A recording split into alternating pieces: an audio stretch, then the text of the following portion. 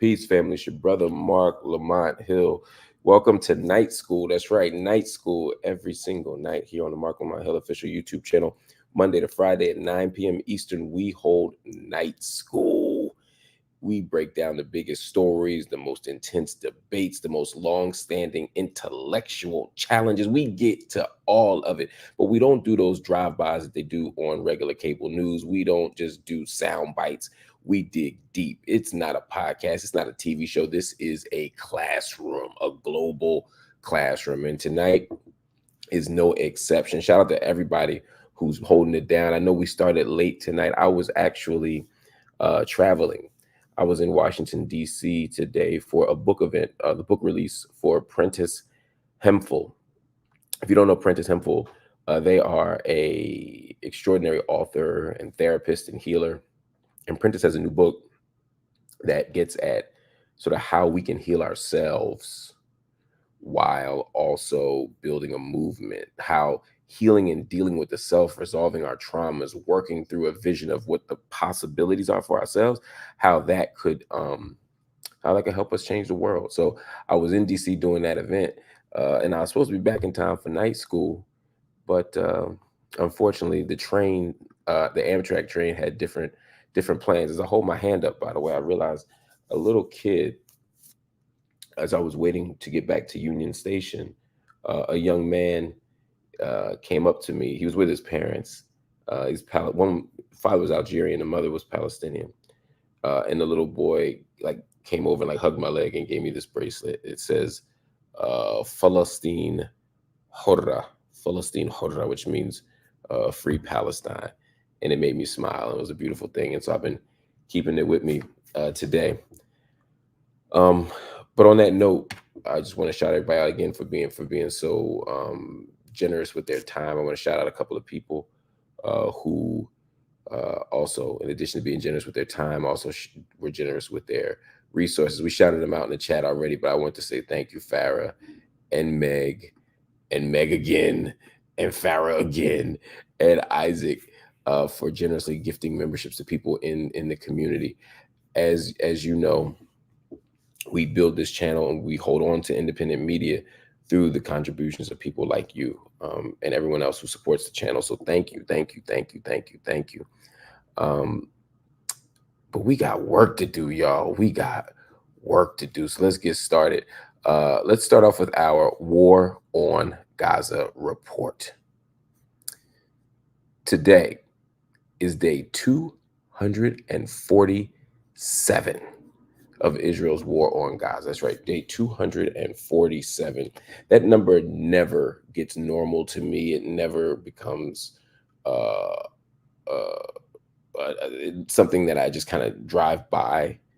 You know, there are things when you hear in the news every single day, where there's people who die in Chicago or people who start dying of famine somewhere else, or certain things they just become you become inured to it. But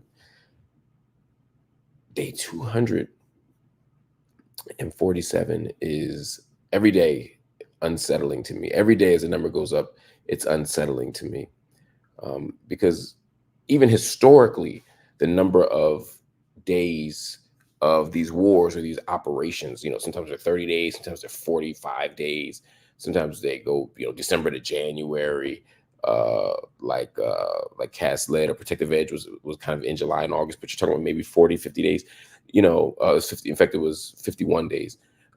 So this is like 5 times what, the last war was.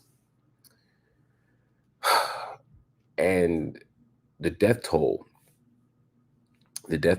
is, it's just stunning and disturbing and unsettling. As of today, as of this moment, 37,124 people have been killed. 37,124 people have been killed. And 84,712, again, 84,712 have been wounded in Israel's war on Gaza. That is simply since October 7th, and only in the Gaza Strip. 37,124 killed, 84,712 who are wounded. Of course, the death toll in Israel from Hamas's attack on October 7th remains at 1,139 people. That number stays high. That number goes up. The rate of death stays the same or goes up. In the last couple of weeks, we've had another spike with hundreds of people dying in single days, and we'll talk about that in a second. And we're at a point now where, because of these extraordinary deaths, the global community is calling for a ceasefire. Even people who have been allies of Israel, people who have been friends of Netanyahu, people who have been indifferent to the misery of Palestinian people are still saying, yo, we got to do something. And so they're calling for a ceasefire. In fact, for the first time since the war on Gaza, not in Gaza, but the war on Gaza began 8 months ago, the UN Security Council finally approved an immediate ceasefire. The reason why this is important, one, it signals global consensus, but two, you got to remember the United States has always been the veto. The U.S. is a permanent member of the UN Security Council, and so the United Nations Security Council is always vulnerable to one permanent member, whether it's the United States, whether it's China, whoever, saying we veto. Well, the United States is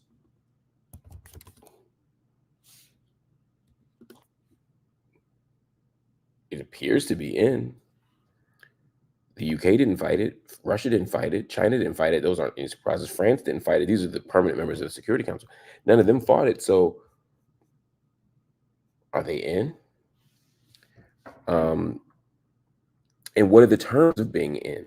Well, according to Hamas, they are willing to engage in indirect negotiations to implement the principles of the resolution, quote, that are consistent with the demands of our people and resistance.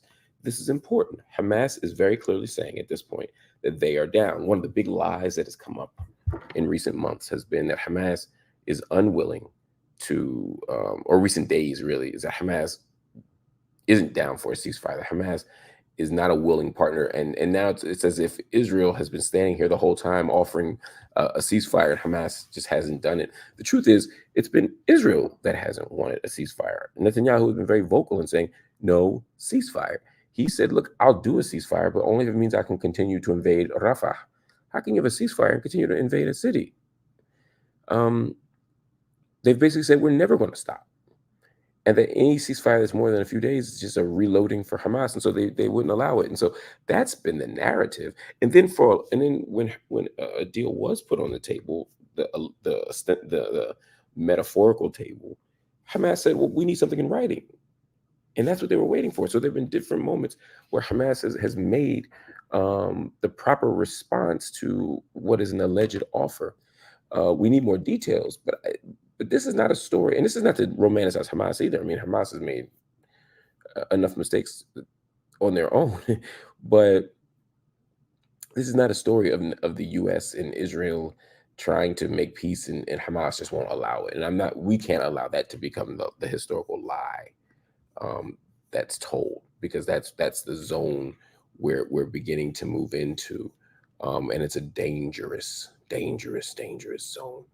A couple more things on this report. Israel's UN representative said after the UN Security Council vote that Israel, quote, will not engage in meaningless and endless negotiations which can be exploited by Hamas. So again, are you really down with this, or are you not? The global charity Mercy Corps says the ceasefire resolution must be, quote, implemented fully and immediately with no time to waste, as half of Gaza's population is, quote, on the verge of starving to death. And that's the final point here, right? As we talk about this Gaza update tonight, is that at the end of the day, in addition to mass death by gunfire, mass death by bombing, there's also a very real situation of food insecurity. And not just food insecurity, because that doesn't tell the story enough. This isn't just food insecurity. This isn't just the lack of this isn't the food desert. This is starvation as a weapon of war. This is dehydration as a weapon of war. Israel has blocked humanitarian access. Israel has blocked humanitarian corridors or made them violent corridors. Israel has destroyed the wells, literally destroyed over 100 wells in the Gaza Strip. So death is inevitable if you don't have access to food, clothing, and shelter. And that's exactly what we're seeing. That's what we're seeing right now. Uh, let's move on because in addition to the Gaza update, I want to sort of take a second to reflect on the raid that happened this past weekend. There was, as you know, an Israeli hostage release, and the hostage release was all over the news. It was all over the why. You couldn't log on to social media. You couldn't watch any kind of international programming and not see the news about um, this hostage release. And the hostage release was framed as a day or a moment of celebration, that four hostages were courageously rescued from the Nusrat refugee camp. The names, of course, were Noah Argamani, Almagmer Jan, Algarmir Jan, Andrei Kozlov, and Shlomi Ziv. These were four people who were at the Nova Music Festival on October 7th. They were abducted, they were kidnapped, they were captured. However, whatever word you want to use, I'm not trying to be coy here, right? They got kidnapped. It's a war crime. It's an act of war. It's a violation of the rules of war. Excuse me. It's all the things, right? I have no defense of capturing innocent people, but at the end of the day, they were captured, and Israel engaged in a somewhat surprise operation in the Nusrat refugee camp inside of Gaza to rescue these four people. Um, and while we're looking at images of people hugging and people celebrating and all over Israel, all over the diaspora, people saying, "Oh my God, what a great the IDF, go IDF for saving the people, and go, um, people for being saved." Look, I get it.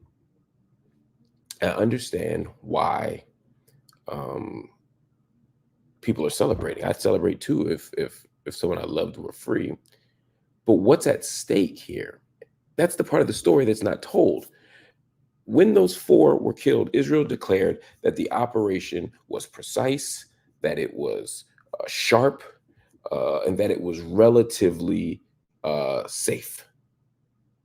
Right? They told again these heroic stories of how it happened, how it was going to happen, uh, and we were supposed to see it again as an act of precision, of military precision by the world's most moral army. And of course, Israel announced that fewer than 100 people died in this mission. And they also told the story of how they were backing down Hamas and how they were fighting against Hamas and the operatives on the ground. They basically told a story that made it seem as if in the heroic saving of these innocent people, they had to fight their way out. And even still, they only managed to kill less than 100 people. It's a pretty damn impressive story. It's a pretty damn impressive story. Here's the problem. Story ain't true. It's not what happened at all. It's not even close to what happened at all. 274 people were killed. 274 people were killed in this in this military mission.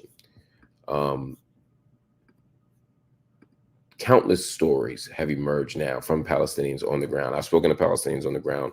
I've read the accounts of other Palestinians on the ground. I've seen the devastation. I mean, you can look literally at the devastation in the Nusrat camp. Look at the rubble on the ground. Look at the buildings that have been collapsed, and listen to the people who are talking about all the death that has occurred. And these numbers, by the way, of 274. They come from the Gazan Health Ministry. I'm going to say it again because I have to say it all the time. The Gazan Health Ministry has been accurate.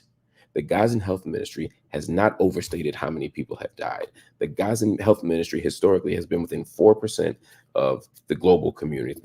It's been right on the money with international bodies. It's been on the money with Israel's own numbers. There's no reason to believe that the Gazan Health Ministry has lied about the numbers. It's just important to say that, because now all of a sudden, whenever you say a number, they say, well, how do you know Hamas gave you the numbers? And it's like, well, I can say the same thing about the IDF. quite frankly.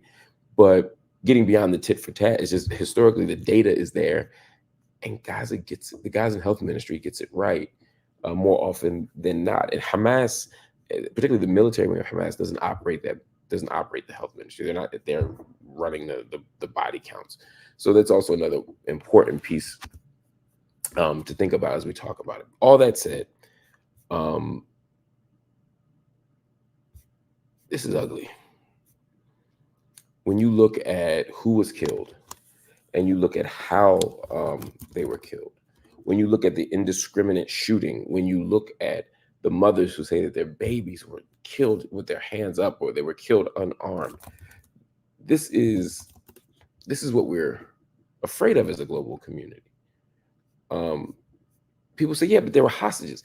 You cannot kill 247 people, innocent people, civilians, to rescue 4 hostages. You just can't. Israel sees this as a day of, or a moment of celebration, but also a day of national rebranding. You know, the Israeli military was looking like it was bungling this. The Israeli military was not getting support because of its cruelty and its brazen sort of disregard of international law and order. But this was an opportunity to look heroic. We went in and we saved 4 people. And of course, they focus on Noah Argamani, and I think there's a photo somewhere, of Noah Argamani hugging her dad, and it's like, oh, well, look at this, it makes sense, right? She was the woman of the 4, women being captured. We always talk about women and children. It's a little patriarchal and troublesome how we talk about women and link them to the children, but no one should be locking up women and children. No one should be harming women and children. No one should be kidnapping women and children. So the idea of Noah Argamani being the kind of icon of all this, not just of the 4, but of the whole crisis, kind of makes sense. It's a young 26-year-old girl who was at a music concert and now she's kidnapped. I mean, I have daughters. I would be terrified of that happening. I'd be all the things. And they keep talking about the surgical operation of this. They're trying to redeem Israel. But then you go to Al-Aqsa Martyrs Hospital, which is in Deir el-Belah, a nearby town. And that's when you start to see wounded people, Palestinians. You start to see dead people, Palestinians. And they're the victims, the mass casualties. Because remember, 274 killed, 700 are wounded. 64 children were killed. 64 children were killed. 57 women were killed. 57 women. So of the 274, 121 of the 274 were women and children. The streets were filled with dead bodies.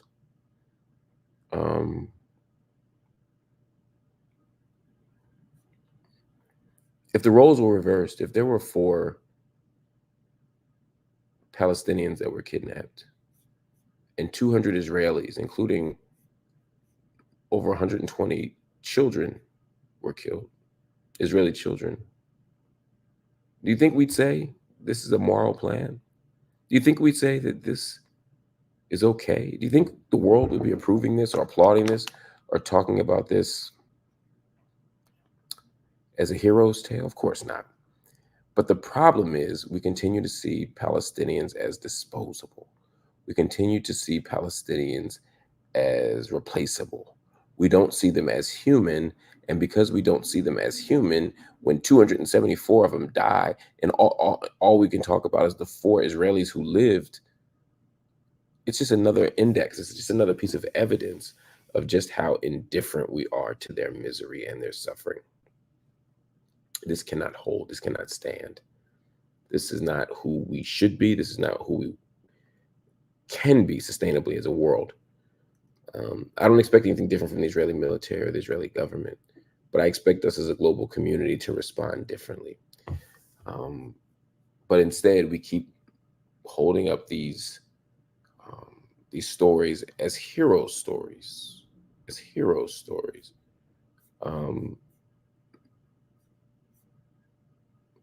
Another thing is, and I want to move on, but another thing about this is we keep showing the picture of one of the hostages. I'm sorry, of one of the terrorists, as they call them, one of the hostage takers. They keep saying, "Oh, we got the guy," right? Um, if you've been in the media, you've heard the story. In fact, you don't even have to be a member of the media. I woke up to this. Obviously, as an Al Jazeera employee and as somebody who's vocal in these matters, I got the um, I got the news first. Right, you are working for a terrorist organization. There was a man named Abdullah El Jamal. Abdullah El Jamal. Abdullah El Jamal.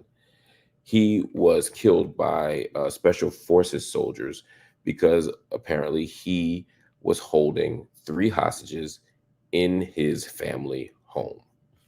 Um, he had Al Mirjan, Andrei Kozlov, and Shlomi Ziv in his home, and so they killed. They say they killed him, and before the body could hit the ground,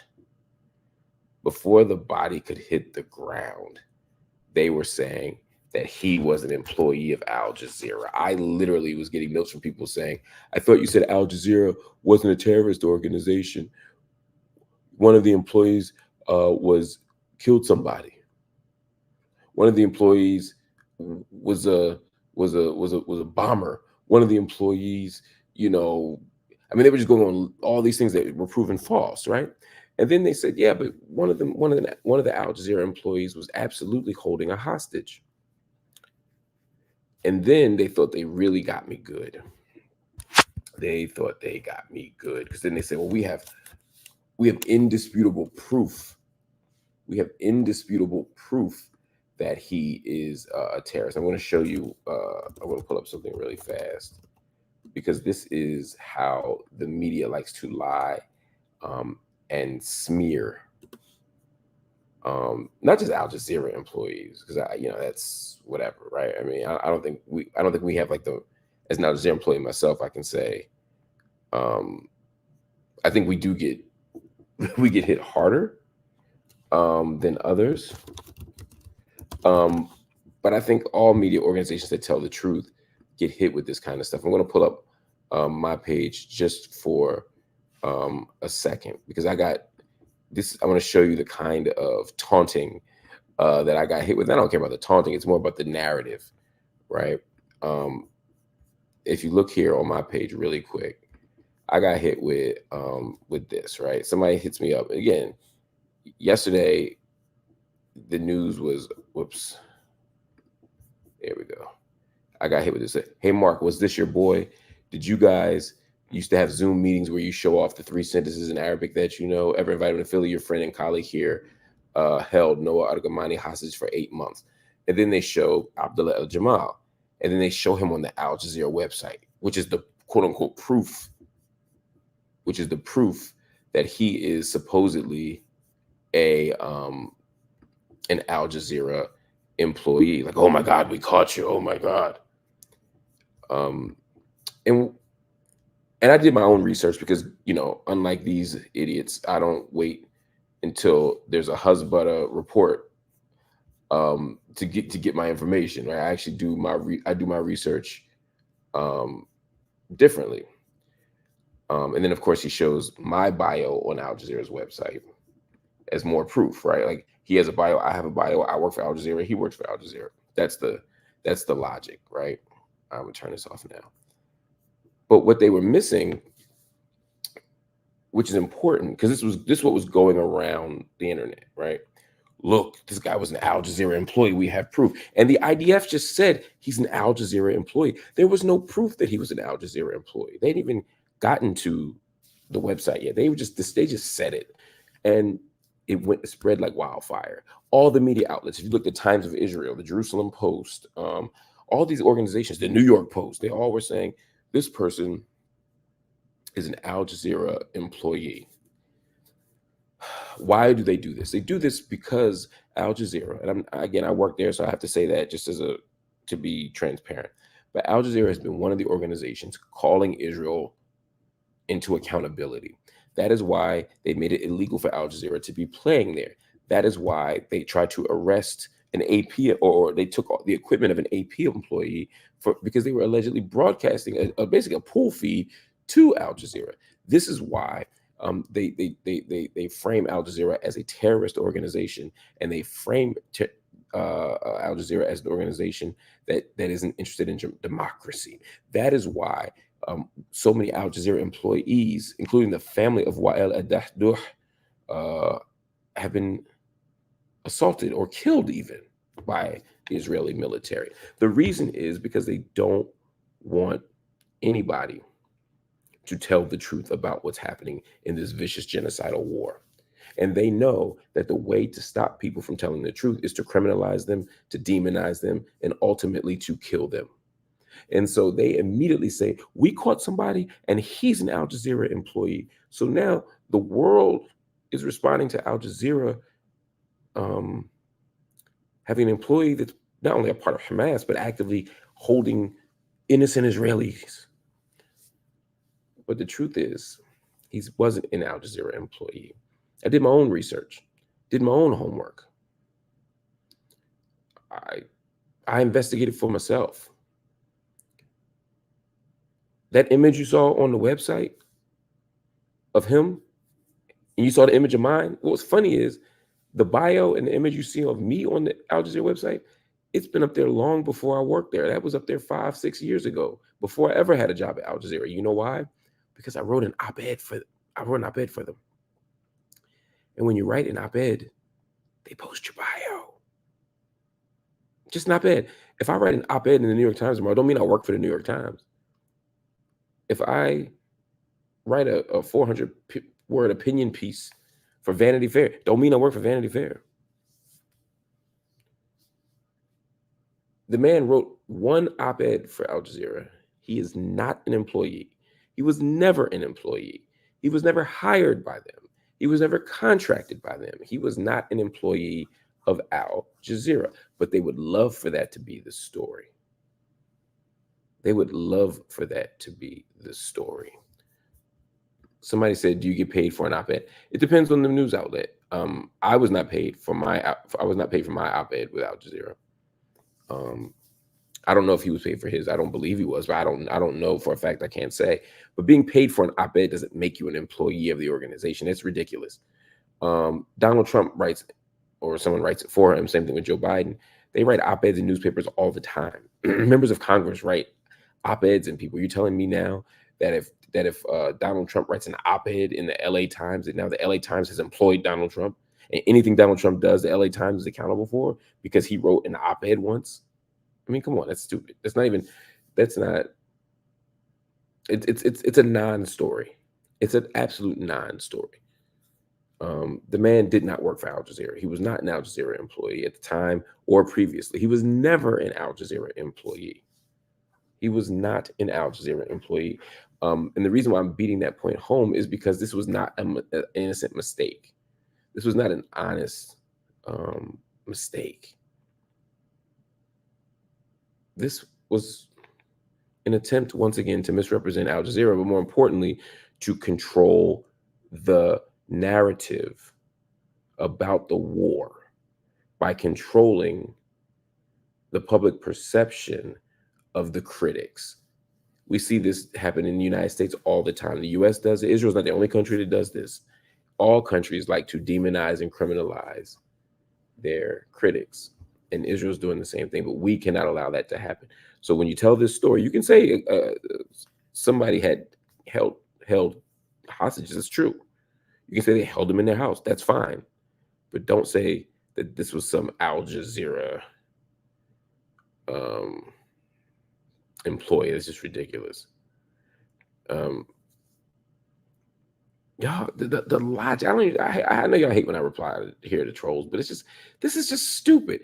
If he was a 1099, Al Jazeera would be screaming he ain't an employee. There's no basis for saying that. But even if that were true, then the moment somebody who captures hostages has a 1099 and is an employee there, the moment that happens, you can have a good argument. But it didn't happen. What happened was somebody who doesn't work there was accused of working there. They've never worked there. And you're still trying to make a case that they did. It's stupid. It's absolutely stupid. I just got the phone with Norman Finkelstein, so maybe that's what I'm like, I feel like he would say that. It's stupid. This is ridiculous.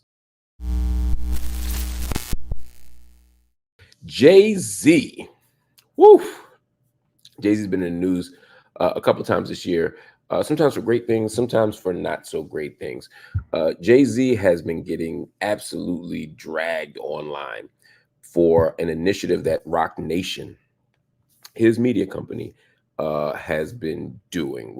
They announced on Friday that they were going to support an educational campaign, not just support, like in terms of like applaud it, but like fund it, allegedly.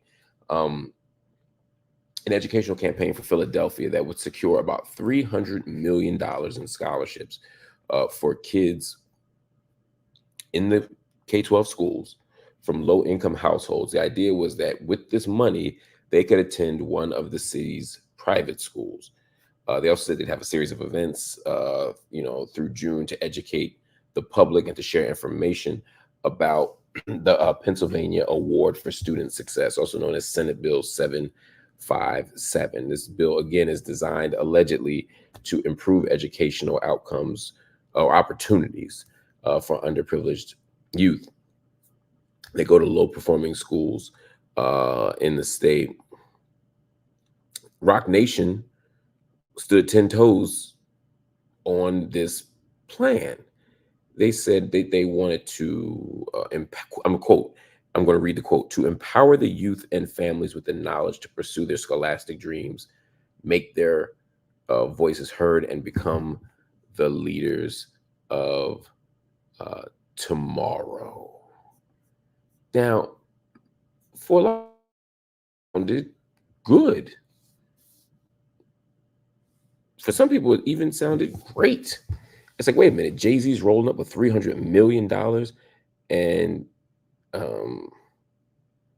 sending people to private school? Okay. All right.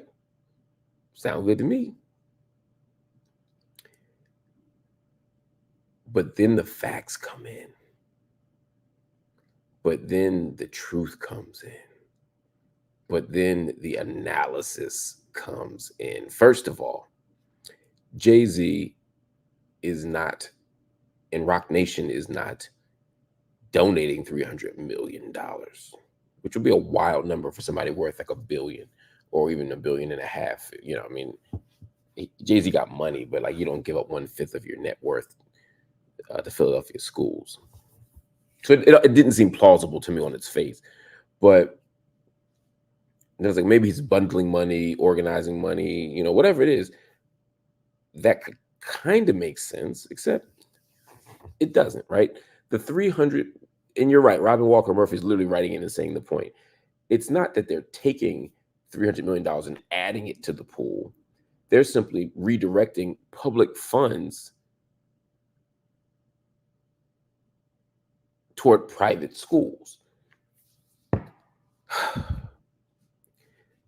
This is just a regular, old-fashioned, right-wing school choice model. That's all it is. This ain't no different. This ain't no more or less fancy. This isn't complicated. This isn't even that interesting, right? This is old school right-wing vouchers. This is old school right-wing school choice. If you don't know what school choice is, let me break it down for you. That's what we in school. That's what we in night school, right? School choice is a very particular framework and language used by the right. Again, the right loves the language of liberty and freedom. They like to do things that actually restrict rights or harm people, but use the language of liberty to make it sound good, right? Like think about all of the during COVID-19 when people talked about, it's liberty to wear to not have to wear a mask. It's like, yeah, your liberty is tied to making everybody else sick, right? It's like liberty and freedom is a very particular narrative. So anyway, School choice is not about giving people choices. It's about undermining public education by taking public funds and redirecting them. So with vouchers, right? So you give kids, back in the day it was 3,000, then it became like 5,000. Where parents would give that, the money that's earmarked for them through public funding, they could then use and take it to go to any school they wanted. Now, of course, those funds weren't usually good enough to get to a high quality private school. You couldn't go to a high quality private school for $3,000 or $5,000. Now you couldn't go for $10,000 or even 20 in some cities. Shit, in New York, you might not be able to go for 30. But that money gives people an illusion of choice, and all it does is fund the private market and undermine the public sphere. Now, I get that everybody doesn't understand that. People think private school is the answer. People think privatizing the public good is the answer. This is all neoliberalism, right? Taking all the market and liberalizing it, opening it up. It's about taking the public good and privatizing it. It's about using economic models to solve all of our problems. That's what this is about. But some people don't know that. So maybe Jay-Z didn't know that, right? Maybe he just made a good choice, or bad choice, excuse me. Or maybe Rock Nation got tied up in something. Who knows, right? And I don't want to infantilize him. Jay-Z's a brilliant man. But this is the logic. And then you look at who's funding this stuff in Pennsylvania. You know who's funding it? A man named Jeffrey Yass. He is a billionaire. He is an architect. He is an architect of the school choice models. The billionaires, just like Betsy DeVos, the last Secretary of Education, these people, I'm sorry, this is so petty and unnecessary, but Isaac Smith said, Jeffrey Yass, Queen, let's go. Every time I say Jeffrey Yass's name, I do want to go Jeffrey Yass, but I'm a child. Anyway, the point here is Jay-Z is a part of it. Jay-Z in this picture is with Jeffrey Yass. He's with him. They're hanging out. Billionaires hang out. What is the lesson in this? Why am I even pointing this out? Well, it's a couple things. One, I want the public to understand that school choice models are dangerous. Why? Because they take money from public education. They strip money away from public education. People say, what's that kid's money? No. What happens is when you create these choice models, the kids who take advantage of it ultimately don't end up going to high quality educational opportunities. And oftentimes the people who exercise those options, there's a creaming effect. So you take some of the strong families, some of the engaged families from public school, and you put them in these other spaces. They don't do extraordinarily well over there, according to the data. And then public schools are left to deal with children who stayed, great, but they're left to do it with less money. And a lot of times those private schools aren't going to take the kid who's in special education. They're not going to take the kid who learns differently. They're not going to take the kid who's a quote unquote behavior problem. So they take off that's what's called, it's a creaming effect. They take off the top these, certain kids, and then public schools are left even more in a more precarious position than ever before. Public schools can't be saved by sending people to private schools. You can't just take everyone in public schools and send them to private schools. The market doesn't even work that way. It doesn't even work within market logic. So what you ultimately end up with are models that don't work. I'm going to say it again. There is no data to suggest that these school choice models actually work and actually produce, improvement in learning outcomes or educational outcomes in terms of like degree, graduation, things like that. Then they're alternatives. So this is not a good plan. This only serves the rich. The rich are the ones who will operate these schools. The rich are the ones who are going to create these for-profit companies and organizations. Someone asked, are we talking about charter schools? No, not talking about charter schools. In general, we're not. Charter schools are not private schools. Charter schools are public institutions. When people say charter school versus public school, that's not accurate. Charter schools are public schools. They're publicly funded, but they're often privately run. So even the charter school movement, to the extent that they're being supported, they are an attempt to take an end run around traditional public schools, but it's still public school funding. But this plan ain't even about charter schools. This is about something else. But again, I'm going to show you the deeper connection here because we still don't have a critical enough analysis of billionaires, whether it was Jay-Z at the Super Bowl or Jay-Z right now. And I love Jay-Z. I'm a Jay-Z fan. I like him. I think he's great personality, one of the greatest rappers we've ever seen, one of the greatest artists we've ever seen. I have extraordinary pride when I see Jay-Z thrive and succeed, right? It's just as a black man, I get all of it. But he's still a billionaire. And billionaires do billionaire stuff. And the fact that he's friends with Jeffrey Yass ain't no coincidence. Billionaires know each other and they kick it. And this billionaire and that billionaire are supporting each other on a project that undermines public education. And so when Rock Nation stands up and puts the imprimatur of The Rock, of Jay-Z, who has so much cultural cachet, he has so much cultural capital, he has so much power, he has so much ability to change the world and move the culture. He is so popular and so loved and so damn cool. When he stands up and does this, what do you see? You see a whole bunch of people on Twitter and other places, which I saw with my own eyes, say, and y'all thought Hove ain't do nothing for us. Look at him putting $300 million in Philly schools. No, he's not putting $300 million in Philly schools. He's using his name and his influence to advance a right-wing educational co-optation of the public good by the rich and powerful in the private sphere. We can't allow it. So we say no to the Jay-Z initiative. We say no to the Rock Nation initiative. But I don't want to blame Jay-Z for all this. What we're really saying no to is Jeffrey Yass. What we're really saying no to is decades of right-wing attempts to co-opt public education. Ray J was on, what was Ray J on? He was on Club Shay Shay. And Michael Rainey was on a streaming network. And they both had some experiences that, for me, say a lot about culture, about rape culture, about Black boys and Black men and masculinity, and just how far we have to go as a society. They're very disturbing, so I'm going to brace y'all for that.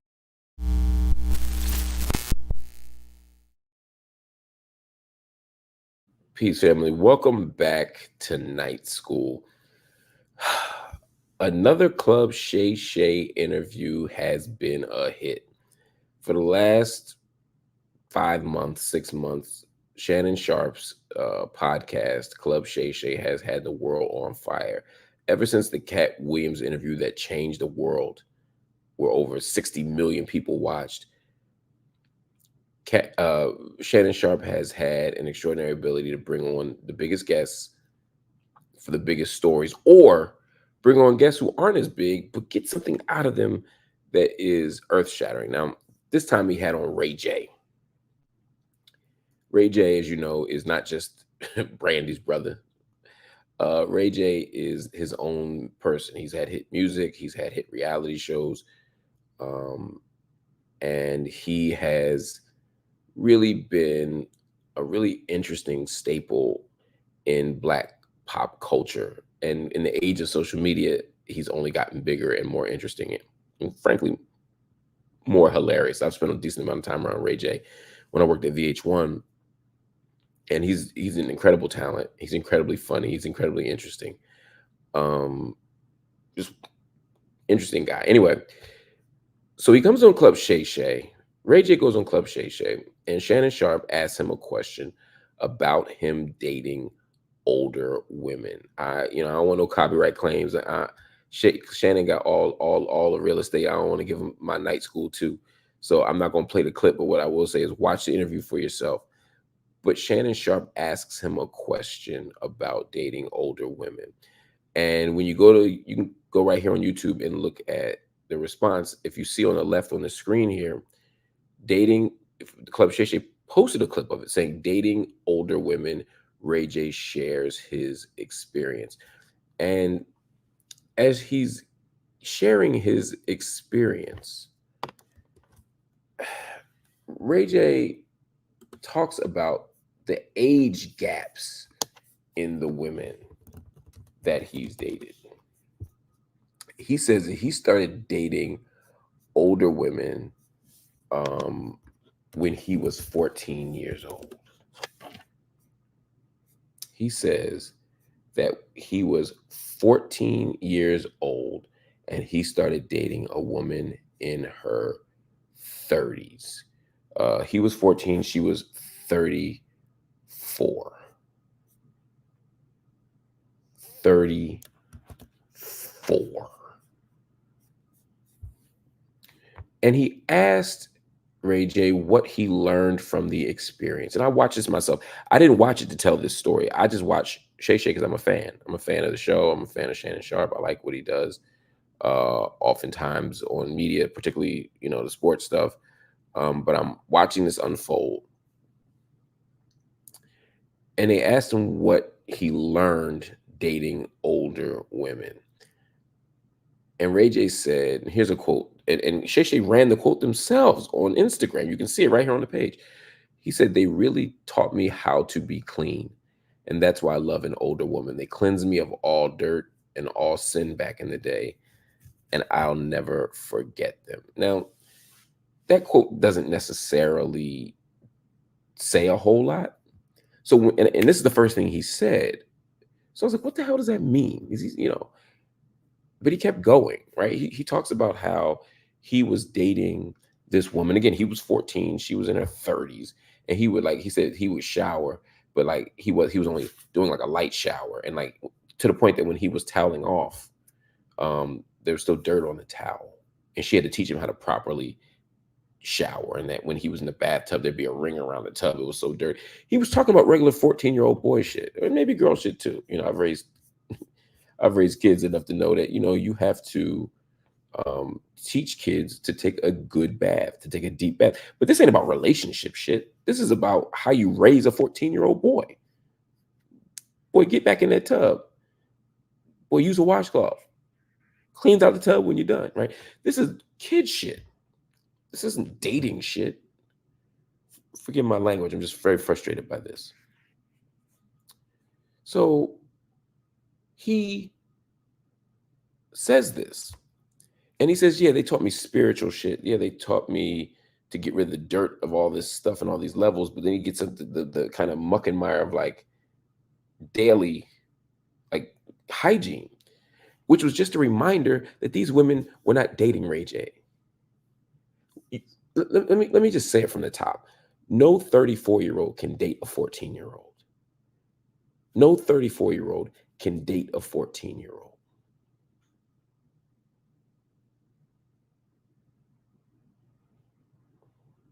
That's number one. Ray J was harmed in this. This is, somebody said it's grooming. It's not even grooming, because grooming is you kind of wait until you do these things until the person is of age, and then when they're of legal age and you have plausible deniability, you then engage in the sexual part of it. From what I gather from Ray J, the sexual stuff happened when he was 14 and 15 and 16 and 17. A child cannot consent to this. A child cannot agree to this. And the fact that now in his 30s or 40s, even, Ray J is still talking about this as dating older women, that scares me. It also explains a lot, but that's another conversation for another day. I wish that when he was telling this story, my brother Shannon Sharp would have said to him, this was not dating. And I know from Shannon's perspective, he said, like, I'm not doing hard-hitting interviews here. I'm here to let people share their story. I get that. But when Amanda Seales was on there, and Amanda Seales offered her story about dealing with racism and her experiences being sort of mistreated as a child actor, he pushed back. He said, yeah, but what about this? Have you thought about this? Where's your accountability? He was pushing back, to me, at times where he didn't need to. I'm not saying he should have challenged Ray J, but he should have forced Ray J to think about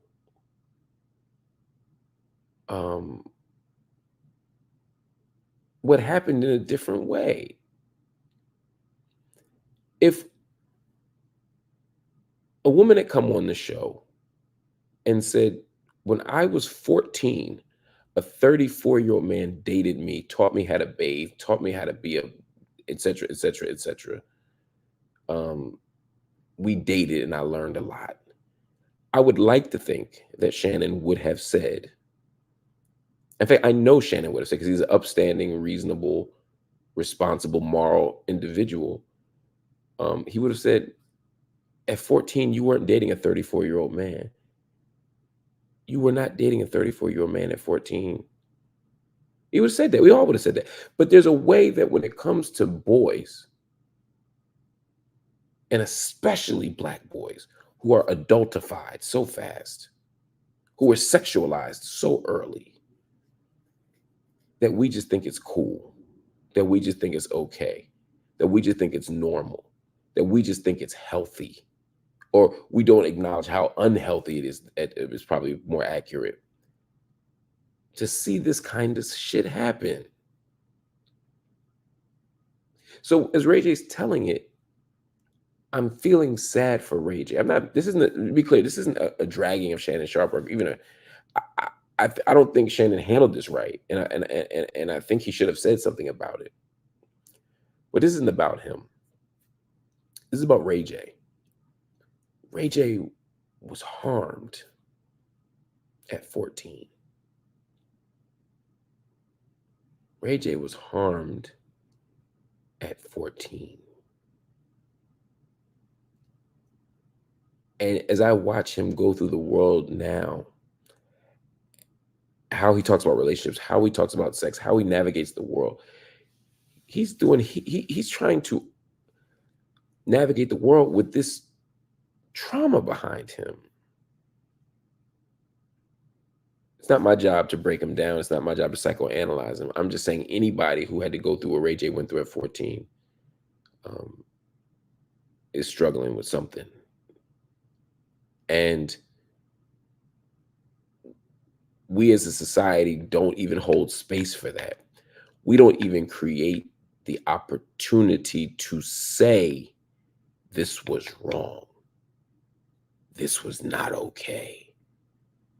This was awful. We don't even create the space to have that conversation. Instead, we applaud 14-year-old boys or 16-year-old boys who go through this stuff. We celebrate it. We make them feel like something's wrong with them if they're not being sexualized or if they don't have the desire to be sexualized.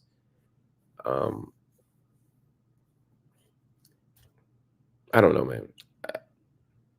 This feels like Ray J was assaulted, harmed, molested, whatever. I don't know his full story, so I'm not going to get into the particulars, but there's no way that those stories or these stories can go on. And it's actually the Ray J story that connects to this other story that I want to talk to you all about, which is Michael Rainey. If you don't know Michael Rainey, he's a young actor. He's a star of Power Book 2 Ghost, which is going into its final season. He was the son of Amari Hardwick in the original Power series. He plays Tariq. And on Sunday, Michael Rainey went on the show, the streaming show. It's a Twitch show. It's Tata James's show. And he's on there just kicking it, being young, being silly, doing his thing. Do we have the footage? And as you watch, it's in the first 10 seconds. This young woman comes over and literally gropes him right there. See it?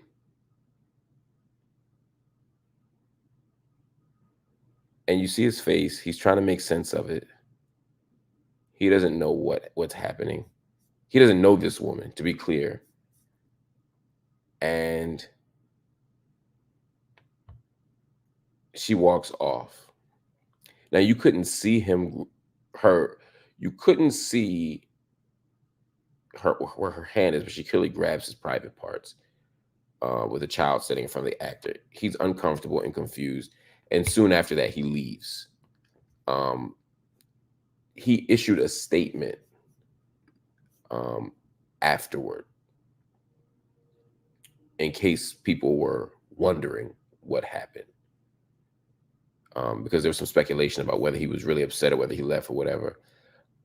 His team even said he was still in shock, but he issued a statement on his Instagram. He said, "At this point, everyone has seen the video circulating online." He said, "I am still in shock and don't know how to fully process what happened last night. This is an unfortunate situation that I can't condone in any way. I can't take it lightly because I know I would be in serious trouble if the roles were reversed." He said, "The fact is, sexual assault is never okay, regardless of gender or status. We're all human and we should respect each other.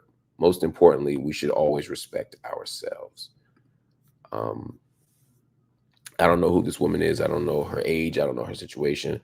Michael Rainey's an adult, to be clear. He's 23. So this isn't like the Ray J situation. Um,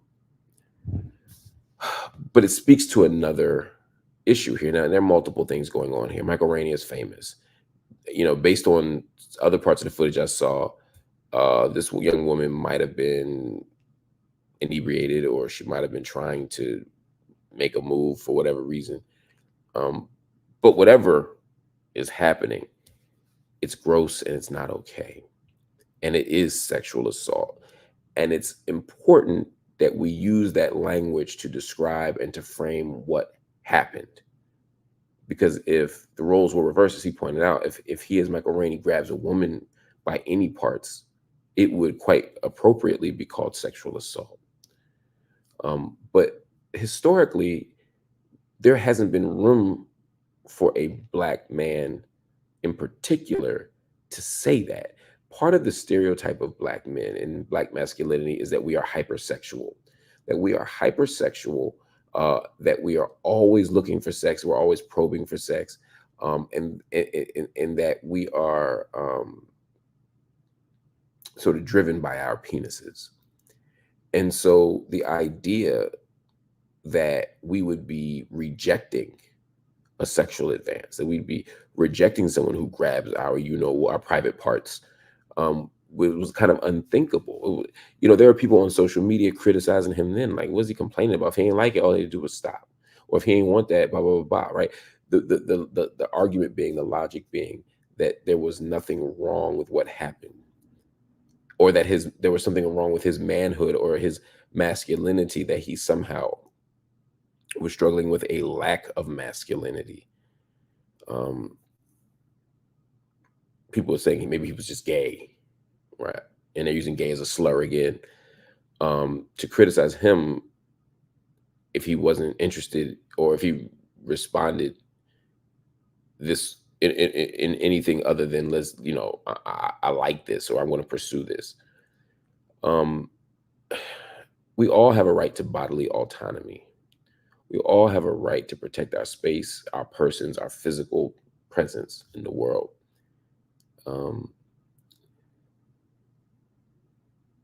And women get the bulk of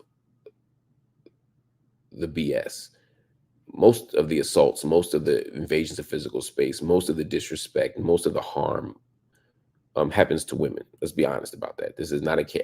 I don't want to both sides this, or create a false equivalency, right? And on this show and in other spaces, I spend a lot of time talking about the experiences of women, particularly Black women, in terms of bodily autonomy. Just to be clear, we have to say that too.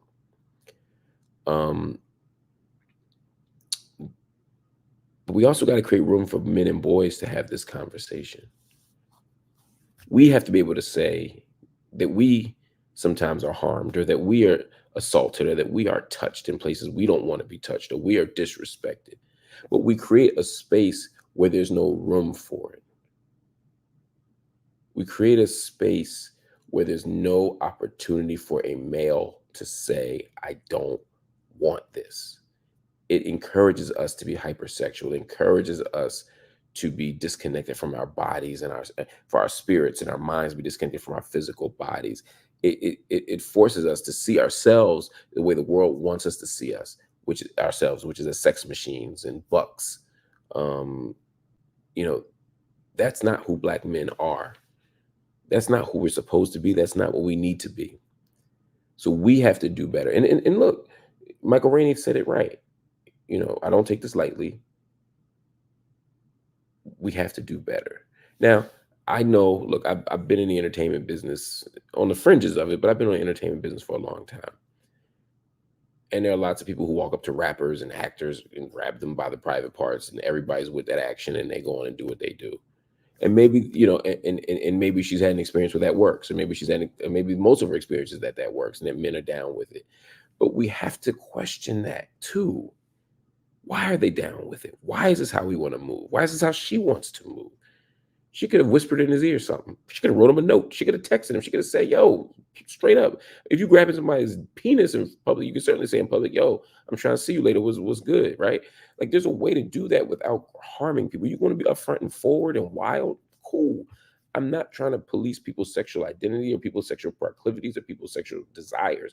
But what I'm saying is your desires can't infringe upon other people's. And while And then there's the embarrassment and the shame of it. Michael Rainey had to sit there and be humiliated and shamed in front of everybody. You don't know what that boy or that young man or that grown man now wants or wanted or felt or was experiencing in that moment. That wasn't cool. He deserved better than that. He absolutely did. We all do. So we can make this about Michael Rainey. And unfortunately, there will be people out there who just don't like women, or who hate black women, who are going to use this as an opportunity to say, see these black women, blah, blah, blah, blah. But that's not what I'm trying to do here. We can't do that either. Instead, let's use this as an opportunity to just say, how do we talk about masculinity? How do we talk about bodily autonomy? How do we talk about sexual assault in a broader way? And how can we have better conversations about it?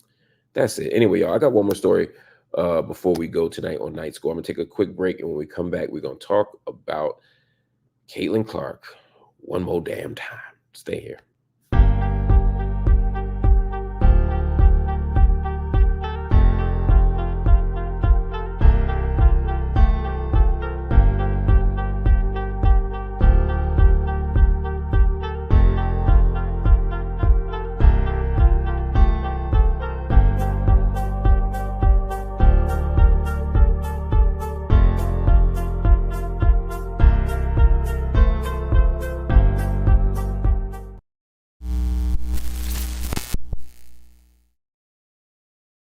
Peace, family. It's your brother, Marc Lamont Hill.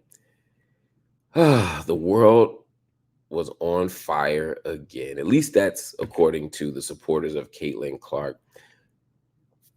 This past weekend, the USA Basketball organization, USA Basketball, announced, or they leaked the members of the 2024 Women's Olympic Basketball team.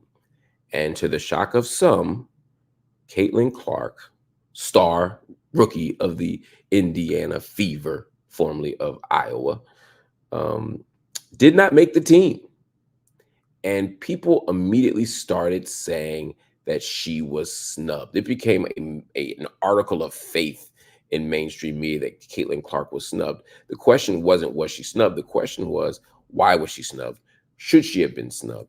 What's the reason for her snubbing? Was it racial? Was it basketball? Was it this? Was it that? But the fundamental premise was that she was snubbed, which means basically that she was supposed to be on the team,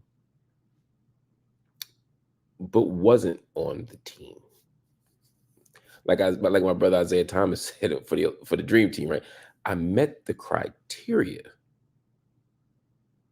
but I wasn't selected. Did she meet the criteria, and why wasn't she selected? I spent way too much time this weekend arguing people about this. And it's so frustrating to argue with people about Caitlin Clark. And I'll tell you why. I am a Caitlin Clark fan. My producer, Princess, will tell you, I like me some Caitlin Clark. She's one of my favorite basketball players in the world. Not just women's basketball players, not just professional or college basketball players at different stages. She's just one of my favorite basketball players in the world right now. I'm a huge Caitlin Clark fan. I think she's talented. I think she's generational talent. Princess thinks I smoke crack when I say that. But I think that she is a generational talent. I also think that it totally makes sense that she didn't make the Olympic team. And the discourse that has come out around her not making the Olympic team has been disgusting. One argument has been that it's racial, that Caitlin Clark was left off of the Olympic team because she was white. And then they point to the selection committee, people like Dawn Staley and others, and say, look at all these black people not choosing Caitlin Clark. It's clearly because she's white. There are multiple white people on the women's basketball team.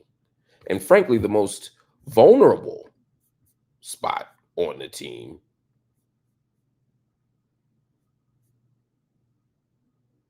is probably Diana Taurasi. She's 42 years old. She's already got 5 of them. So you could argue that if they're skewing older, they chose Caitlin over Taurasi, who's also white. You know, Brianna Stewart, white. Sabrina Ionescu, not only white, but a guard at her position, in other words. So there's plenty of room for white people on that team, just not Caitlin Clark. I wonder why. Well, some people say, again, it's racial.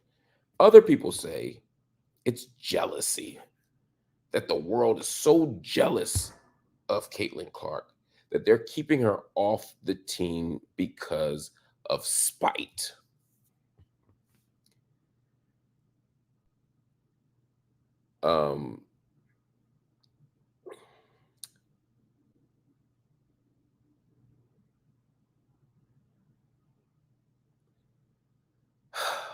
There's so many things wrong with this. First of all, it plays into this narrative again, as I said before, of the women in the league and really the black women in the league as petty, as irrational, as self-defeating, and all of these things. And it's just not true. I mean, are there some people who might be jealous of Caitlin Clark? Sure. There's people jealous of everybody. Are there some people who don't like Caitlin Clark? Sure. But there's plenty of reasons to not like Caitlin Clark other than her being successful, right? Some people don't like that she talks trash. People talk trash on the basketball court. Black people, white people, old people, young people, and some people don't like trash talking. There's reasons you might not like Caitlin Clark.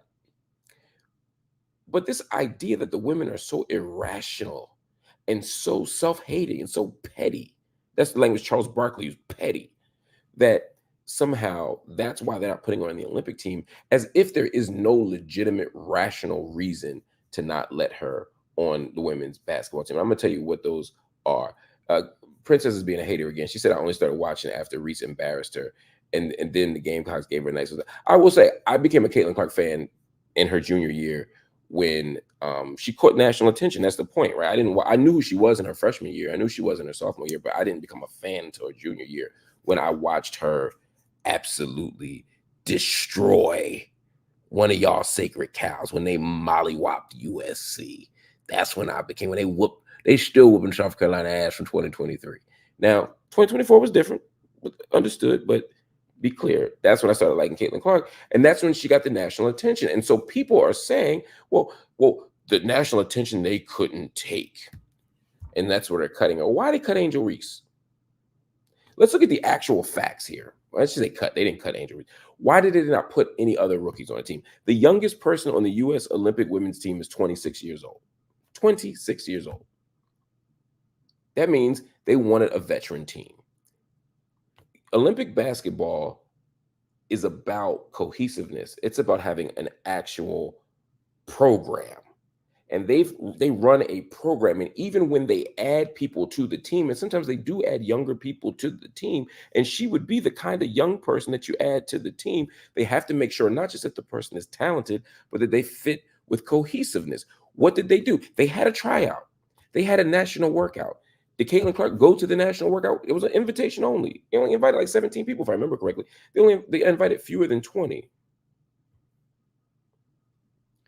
How many did they actually invite that showed up? Lots of them. You know who didn't show up? Caitlin Clark. Now, to be clear, Caitlin Clark didn't show up because she was in the Final Four. She didn't ignore them. She didn't snub them. she was in the Final Four. Whooping ass, by the way. And so she didn't make the team. Not just because she didn't show up, but she didn't show up to the tryout. She would have been the youngest person on the team by far, by 5 years. And then let's actually consider that other people were better. Caitlin Clark is one of the, in my opinion, one of the top 20 players in the WNBA right now. Certainly top 25. But if you look at the people who are actually there in front of her, there's a precedent. Again, most of them have played USA basketball before. In fact, all of them have played USA basketball before, so they have cohesiveness. Some of them played in the games 2 years ago. Some played 4 years ago. There's a cohesiveness and there's a system. You could say Diana Taurasi shouldn't play. I would argue this is her last hurrah. She's 42. She's the most decorated player in women's basketball. I mean, she's got what 2 MVPs, multiple championships, national championships. When she goes to Europe, she wins championship over there. Scoring title before, 10 All-Star games. She got the whole resume. And this would be her record 6th appearance, if I remember correctly. That's kind of a great narrative, but she's also a leader. You need leadership. Kelsey Plum, that's another white person made the team. It's so stupid to say that cutting Caitlin Clark is because of race when most of the guards on the team are damn white. But anyway, is she better than Jewel Lloyd right now? No. Is she better than Chelsea Gray? No. Chelsea Gray's injured. She likely will get an alternate spot. But anyway, the point is, there's plenty of reason to not want Caitlin Clark, other than this idea that people are jealous. The other piece of this is a marketing opportunity. This is a chance to grow the game of basketball, and these women are squandering their opportunity to grow the game of basketball. And that's what Stephen A. Smith was saying today. That's what who else was Shannon Sharp saying that too? Yeah, there was a whole argument that this is women squandering the opportunity. Again, this is the kind of mansplaining thing that's really fascinating to me. First of all, USA basketball is different than the WNBA. Just like USA basketball is different than the NBA. They intersect and they overlap, but USA's basketball's job is not to grow the WNBA. USA basketball's job is to win international basketball contests. And the question is, does Caitlin Clark help you win? Sure. If she's the 12th person on the bench or the 10th, whatever, like, does she help you win? Sure, she helps you win. But the problem is, do you want Caitlin Clark as a 10th person on your bench? Because then all the white people and all the angry MAGA people and all the black people who hate white people, all the black people who hate black people are going to be like, why Caitlin Clark ain't getting 34 minutes? Why Caitlin Clark ain't getting more time? So you can't win just by putting her on a team. Now you got to play her all the time over people who actually have experience in the system. By the way, USA international basketball is a physical game. International basketball is very different than NBA basketball or WNBA basketball. I'm saying that to say experience matters, not committing turnovers matters, and defense matters. As big a Caitlin Clark fan as I am, those ain't her ministry right now. She leads the league in turnovers. So again, there's basketball reasons not to put her on the team. She'll have plenty of time to make she'll probably make 4 Olympic teams if she stays healthy. But she ain't got to be on this one. And this idea that it's a bad business decision presumes that the fate of the WNBA and the fate of women's basketball is exclusively on the back of Caitlin Clark, which is a false narrative. The WNBA has been growing for years. The WNBA was growing during the pandemic. In fact, the pandemic probably did more of a spike than anything else. The WNBA has expanded the product. The WNBA has had higher numbers year after year after year. The WNBA on ESPN, its ratings right now are kicking butt. Not just now, like this year, but last year and the year before. It's growing. It's a growing product. Has Caitlin Clark been a huge part of that? Of course. I absolutely watch. I'll tell you that I probably watch. It's the summertime, so I watch a lot of basketball during the year. Normally, I probably watch 10 WNBA games a year. I've already seen 15 WNBA games, and the season is still young. So I certainly watch more WNBA basketball now than I did before. Part of that is I ain't got no other jobs. I mean, I'm broken. I'm broken, homeless. But like, but part of it is I'm more fascinated. But it's not just Caitlin Clark. I also watch Angel Reese play. You know, when Juju makes it to the league, I'm gonna be watching even more games. I think she's a phenomenal talent, right? So there's a whole crop of people who have made this game better. There's a whole crop of people who have created a storyline that's compelling. The league hasn't gotten more talented. The league has always been talented. It's getting deeper, but the storylines are more interesting now because Angel Reese and Caitlin Clark is an interesting storyline. For me, it's like Larry Bird and Michael and Magic Johnson, right? In 79, 80. It's a compelling story and it's there. But let's not pretend that somehow the league is going to fall if Caitlin Clark ain't in every picture frame, if Caitlin Clark ain't on every news story, if Caitlin Clark ain't on every national broadcast. If anything, the league is more vulnerable if everything hinges on one person. Caitlin Clark would be great in the Olympics. I'm sorry, hold on. Henning said she would tank in the Olympics, and that would be at the end of the day would harm the WNBA. Caitlin would be exposed, and many delusional fans would jump shit, and players have. See, to me, this is the other extreme of the argument. With all due respect, Caitlin Clark would not be exposed. Caitlin Clark is a phenomenal basketball player. Could she grow as a ball handler? Absolutely, but she's still a phenomenal ball handler. Could she grow, in terms of absorbing physicality? Sure. Could she be better defensively? Absolutely. There are things that Caitlin Clark doesn't do amazingly well. But she does a lot of things amazing well. She's still fourth in league in assists. She's still in the top 15 in scoring. She's still an incredibly gifted player. I don't think she'd be exposed. She's playing against the best players in the world right now. I don't think when she plays Uzbekistan or Latvia or Argentina, she's going to be somehow exposed. I don't think that's true at all. I think the game will be even more physical overseas, but I don't think she's going to I absolutely think Caitlin Clark will do fine. The women's basketball is much better as a program and much stronger as a program than men's basketball. And men's basketball is dominant. But these women continue to win the gold medal year after year after year. And to me, the question we should be asking is, why does a program that has won 7 consecutive gold medals, why do they need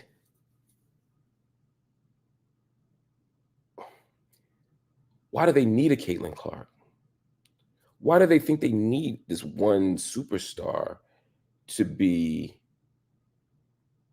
getting international attention?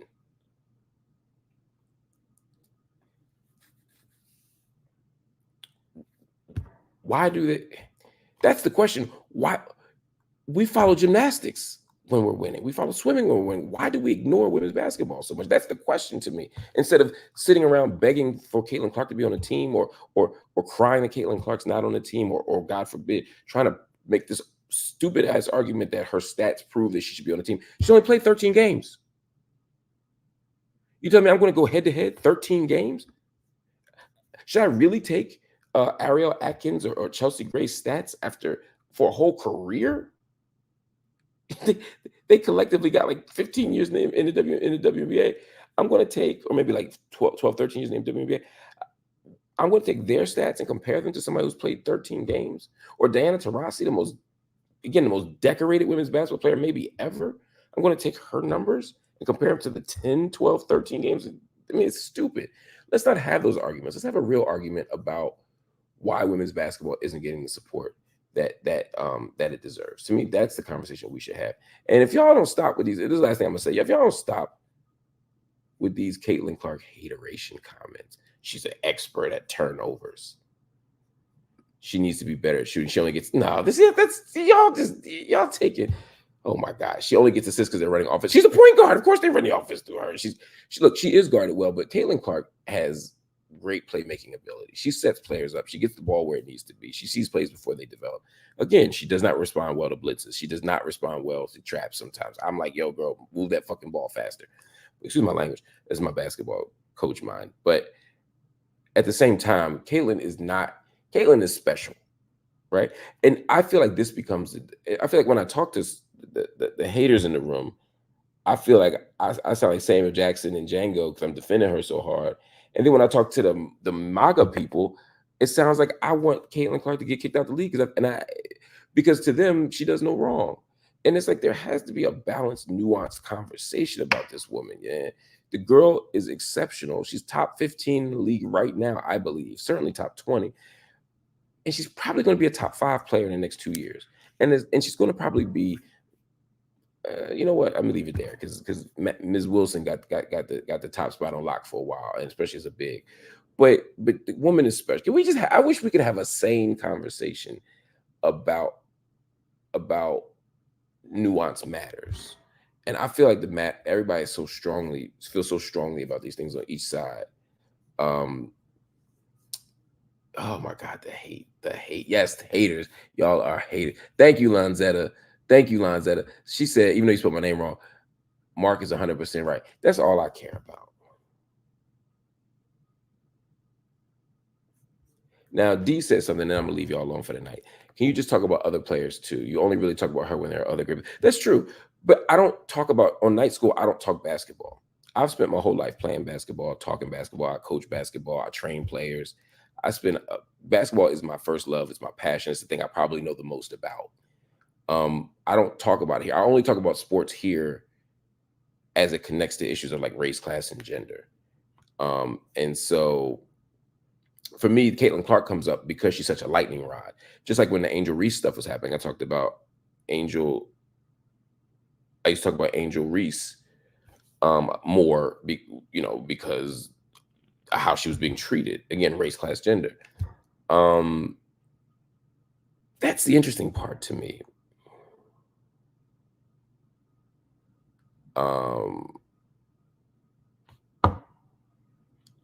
There's an interesting moment happening here that I don't want us to lose sight of. As much as the WNBA is now being invaded by a lot of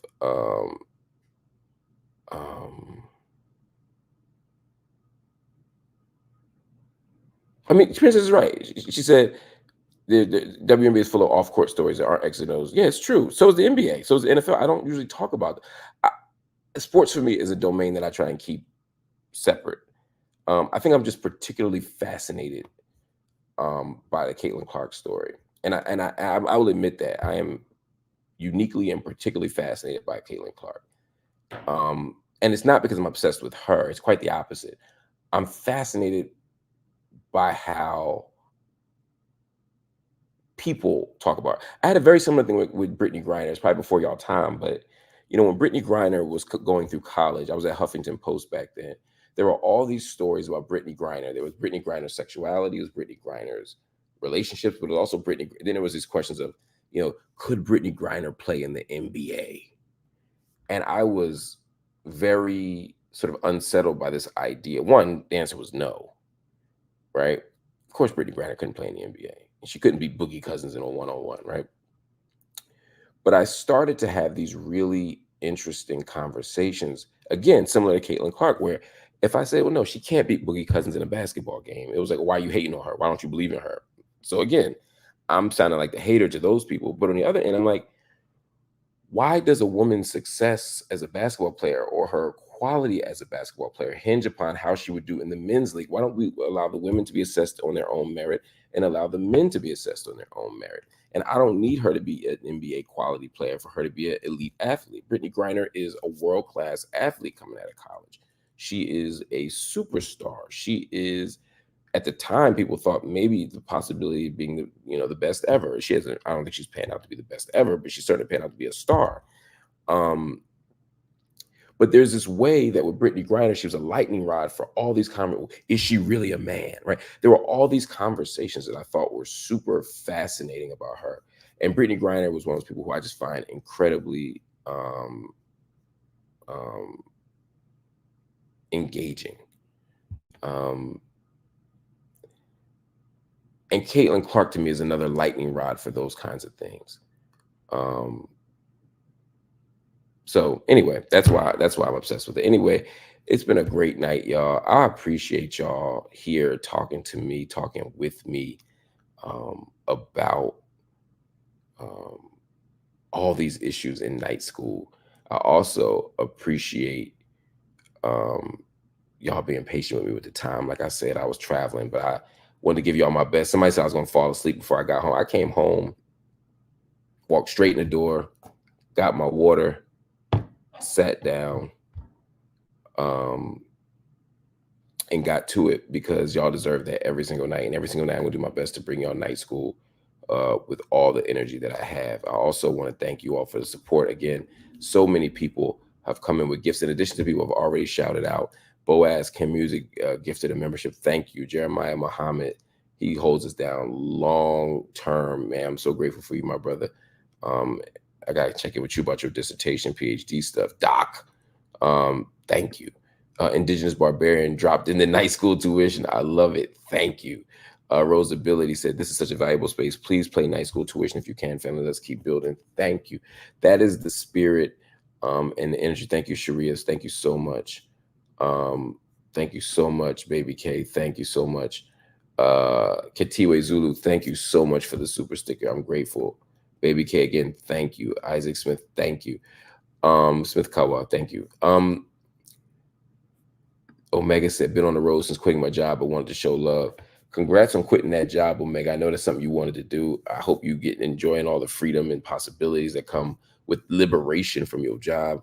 And I hope you're enjoying the road. And thank you so much for the donation. Rose Ability made a point here that I think is what I'm saying every night. And again, I don't want to be that guy that comes to y'all and just asks for money all the time, because that's not the type time I'm on. But we're building something here, and every single night we're putting together something that corporate media does not want to see happen. They don't want to see us grow. They don't want to see us build. They don't want to see us construct a counter narrative. They don't want to see us succeed. And I don't just mean my show. I'm talking about independent media writ large. I talked about Brianna Joy Gray last week, and again, y'all need to support my sister. Y'all need to go on Patreon and support her. You need to go on her outlets and support her, because there's just no way. There's absolutely no way to build independent radical voices. There's no way to critique Israeli policy. There's no way to say that that was a lie that was told about Al Jazeera. There's no way to count the bodies and to hold powerful people accountable for the death that they deal, not just in wars abroad, but through policy, through public policy, through the violence of legislation.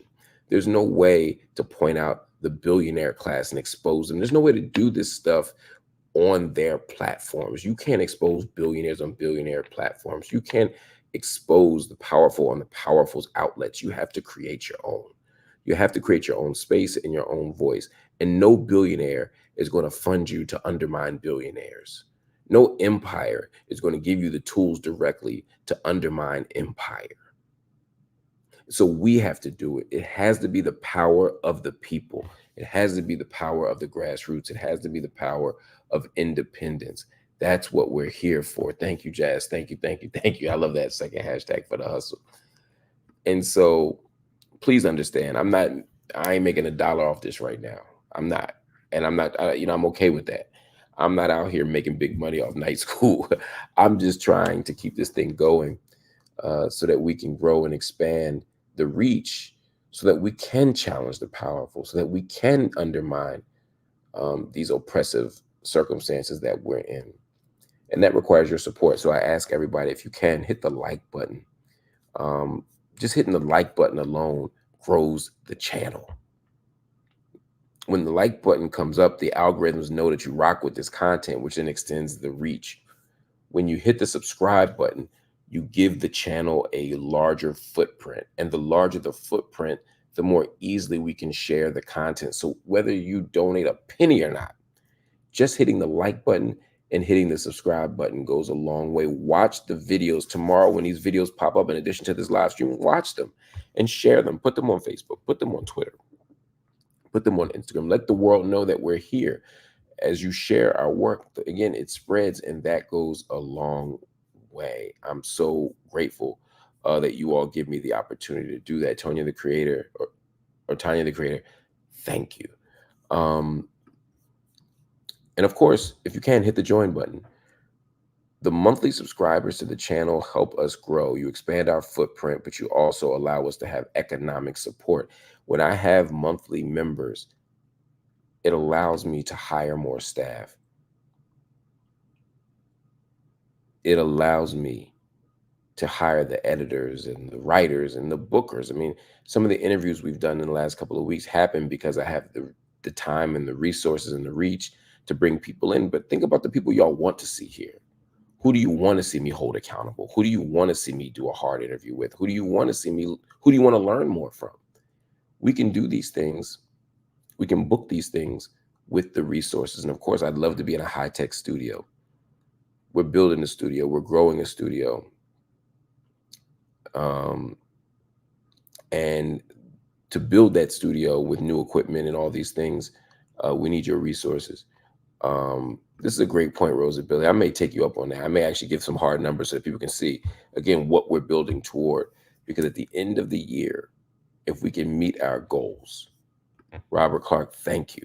If we can meet our goals, if we can grow into our goals, we'll be able to hire the staff, to expand the platform, to have more programming, and to do it in a really fancy way.